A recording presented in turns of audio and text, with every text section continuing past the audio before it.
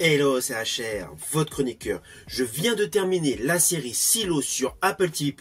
Forcément, il faut que je vous en parle. Avant cela, n'oubliez pas, si vous n'êtes pas abonné, pensez à le faire. Pensez à la petite cloche pour les notifs.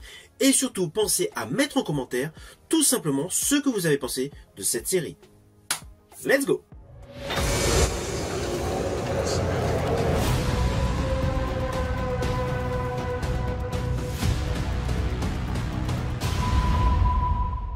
Alors je vous le dis tout de suite, si vous êtes fan comme moi d'SF, cette série est pour vous. Je rajouterai même, si vous aimez comme sous-genre l'anticipation, cette série est inévitable pour vous. Son concept est totalement innovant et l'intrigue est totalement hypante. D'ailleurs, voici son pitch. Alors tout d'abord, sachez que cette série Silo est une série télévisée créée et écrite par Graham Host, réalisée par Morten Tyldum. Nous sommes dans un futur dystopique. La Terre est dévastée et l'air est devenu toxique. 10 000 personnes vivent sous terre dans un silo géant de 144 étages, dans une société régie par un pacte qu'elle croit être destiné à les protéger. Naturellement, je vous l'ai fait de manière très succincte, car assez rapidement, vous allez avoir plusieurs personnages qui vont être présentés, notamment au tout début de cette série, un policier que nous ne verrons pas longtemps, car il sera remplacé par une chef mécano qui se pose beaucoup de questions. Alors, ne vous inquiétez pas, je n'irai pas plus loin sur les lignes scénaristiques, car naturellement, comme je vais vous parler des 2 saisons, cela vous gâcherait le plaisir pour découvrir cette série. Mais sur le fond, sachez qu'apparemment, les survivants de l'humanité vivent sous terre, dans un silo, régi par un maire, par le judiciaire et par la police. Il y a différents étages qui représentent différentes strates sociales.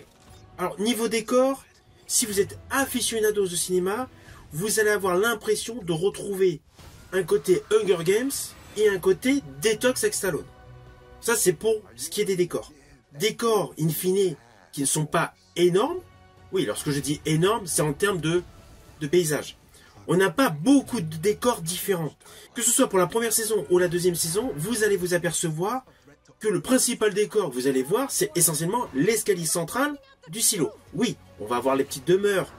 Oui, on va avoir un côté scabreux par rapport à l'origin story du silo, parce qu'il va y avoir des flashbacks, ainsi que la cantine principale, qui est le siège de beaucoup de discussions et surtout de beaucoup de découvertes. Mais principalement, le décor utilisé est l'escalier central. Eh bien, je peux vous affirmer que ce n'est pas du tout choquant, ce côté intimiste, ce côté qui fait pièce de théâtre. Car du coup, l'histoire est beaucoup plus concentrée sur les lignes scénaristiques et les dialogues. Il y a un réel traitement des personnages, tant principaux que secondaires. Ah oui, c'est évident, il y a des épisodes qui sont beaucoup plus centrés sur tel ou tel personnage. En plus, lorsque l'on avance dans la série, des fois nous avons des épisodes flashback avec beaucoup d'explications sur l'origine story de ces personnages. Mais cela n'empêche pas qu'il y a un réel traitement scénaristique sur un très grand nombre de participants dans cette série. Et dans les acteurs, dans les seconds rôles, on va dire, il y a une tête d'affiche importante. Pour moi, c'est Tim Robbins.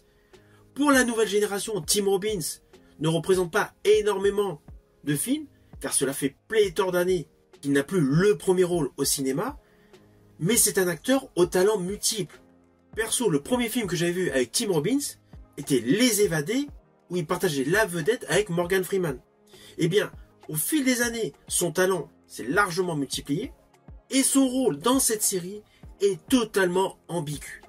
On réalise davantage ce qu'il représente réellement lors de la deuxième saison. La première saison, on va dire, c'est plus l'installation des bases de cette histoire. Alors oui, il y a pas mal d'événements qui se déroulent. Il y a des meurtres, il y a pas mal de choses. Des secrets, un côté complotiste, beaucoup de choses. Mais la première saison est plus dans l'installation des personnages, avec notamment celui porté par Rebecca Ferguson, que vous avez pu voir dans Dr. Sleep de Mike Flanagan, ainsi que dans 4 opus de la saga des Missions Impossibles. Son personnage est assez succinct dans le début de la première saison, mais prend une envolée, une ampleur fondamentale dans la seconde saison. Alors pour la petite histoire, sachez que cette série aura droit à 2 saisons supplémentaires. Et elle aura une fin réelle. Ce ne sera pas une série qui va essayer de traîner en longueur sur plusieurs saisons. Le showrunner a précisé que la 4e saison de cette série Silo aurait une véritable conclusion. Ceci dit, c'est assez logique, car elle est basée sur les romans de Hugh Howey, qui ont une véritable conclusion.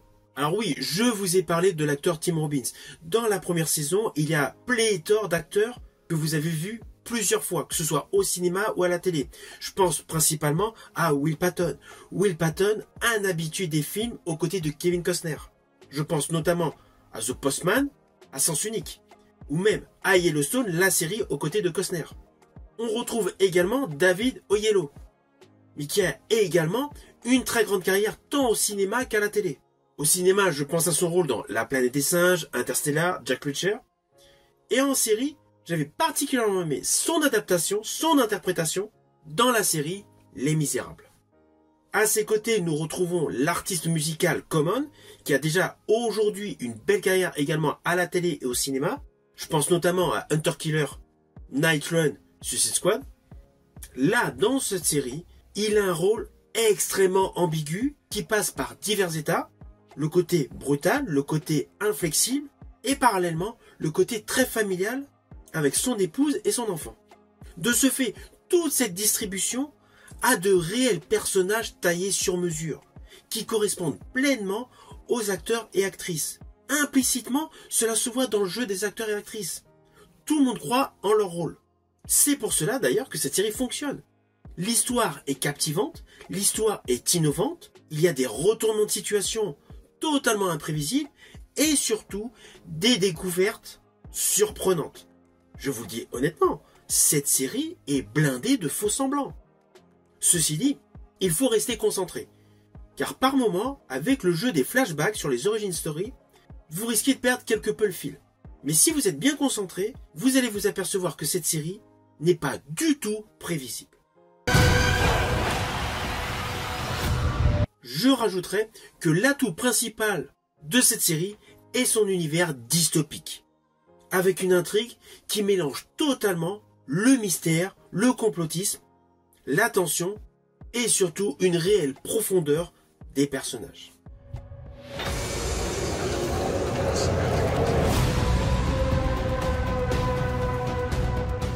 Alors au final, naturellement, c'est une série que je vous invite à découvrir sur Apple TV+. C'est une série captivante, l'atmosphère est immersive, et le côté qui peut paraître un peu lent sur certaines discussions, sur certaines réflexions, donne justement un côté réel. Le réalisme de cette série est fou. C'est de l'anticipation, on est dans un univers dystopique, mais tout paraît réel. Je vous invite donc à la découvrir.